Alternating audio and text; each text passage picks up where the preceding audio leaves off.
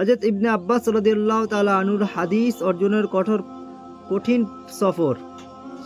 হযরত আব্দুল্লাহ ইবনে আব্বাস রাদিয়াল্লাহু আনহুমা হলেন ইমামুল মুফাসসিরিন এবং রাসূলুল্লাহ সাল্লাল্লাহু আলাইহি ওয়াসাল্লামের চাচাতো ভাই। রাসূলুল্লাহ সাল্লাল্লাহু আলাইহি ওয়াসাল্লামের বরকতময় যুগে তিনি ছিলেন খুব অল্প বয়সী। রাসূলুল্লাহ সাল্লাল্লাহু আলাইহি ওয়াসাল্লামের ইন্তেকালের সময় তার বয়স ছিল মাত্র 10 বছর। এত অল্প বয়সে ইলম শেখার তেমন সুযোগ লাভ হয় না। তিনি বলেন, রাসূলুল্লাহ সাল্লাল্লাহু আলাইহি ওয়াসাল্লামের ইন্তেকাল হলে আমার মনে চিন্তা জাগলো যে রাসূলুল্লাহ সাল্লাল্লাহু আলাইহি ওয়াসাল্লাম জীবদ্দশায় তো আমি তার থেকে ইলম অর্জন করতে পারিনি। এখন তিনি দুনিয়া থেকে চলে গিয়েছেন। যেসব হাদিস অন্যরা তার থেকে শিখেছেন সেগুলো আমি কিভাবে শিখতে পারি? আমি চিন্তা করলাম, রাসূলুল্লাহ সাল্লাল্লাহু আলাইহি ওয়াসাল্লামের বড় বড় সাহাবী যারা তার থেকে হাদিস শিক্ষা করেছেন তাদের থেকে আমার হাদিস শিখতে হবে। তাই আমি স্থির সিদ্ধান্ত গ্রহণ করলাম যে আমি বড় বড় সাহাবীর নিকট যাব এবং তাদের থেকে হাদিস শিখব। সুতরাং আমি কারো সম্পর্কে যদি জানতে পারতাম যে অমুক সাহাবীর নিকট রাসূলুল্লাহ সাল্লাল্লাহু আলাইহি ওয়াসাল্লামের হাদিস রয়েছে, তো আমি সফর করে তার নিকট যেতাম এবং হাদিস সংগ্রহ করতাম। তিনি নিজেই নিজের ঘটনা বর্ণনা করেন যে অনেক সময় তীব্র গ্রীষ্মকাল হতো। হিজাজের গ্রীষ্ম না দেখলে কল্পনা করা যাবে না।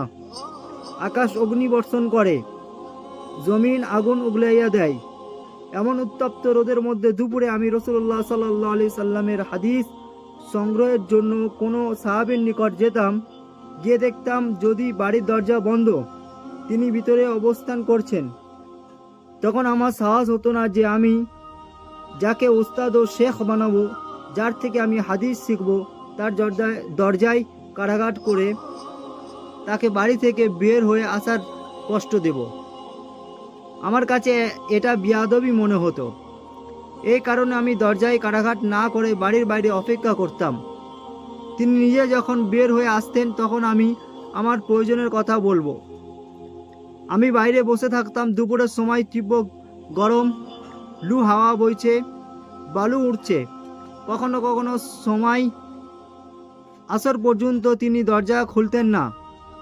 তাই আমি বসে থাকতাম, ফলে আমার মাথা থেকে পায়ের পাতা পর্যন্ত বালুতে ঢেকে যেত। আমার অবস্থা দেখে তিনি বলতেন, হে আল্লাহ রসুলের চাচাতো ভাই, আপনার এই অবস্থা, আপনি দরজায় কারাঘাট করে আমাকে ডাকেননি কেন? আমি নিজেই আপনার খিদমত করতাম। তিনি উত্তরে বলতেন, এখন আমি তলবে ইলম হয়ে এসেছি। তলবে ইলমের জন্য নিজের ওস্তাদকে কষ্ট দেওয়া সমীচীন নয়। এই কারণে দরজায় কারাঘাট করে আপনাকে বাইরে ডেকে আনা আমি সমীচীন মনে করিনি।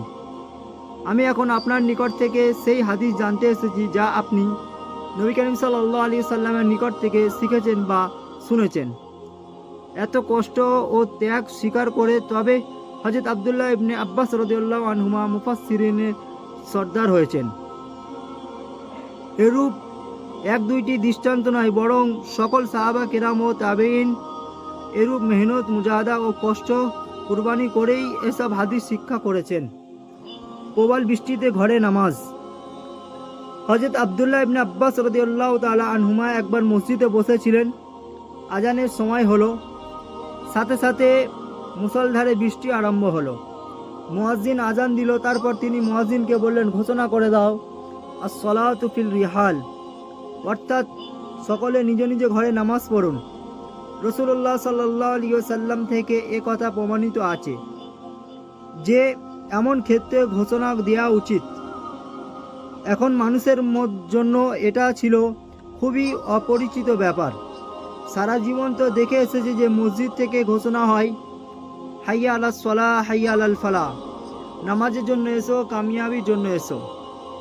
কিন্তু এখানে উল্টো ঘোষণা দেওয়া হচ্ছে যে নিজেদের ঘরে নামাজ পড়ো।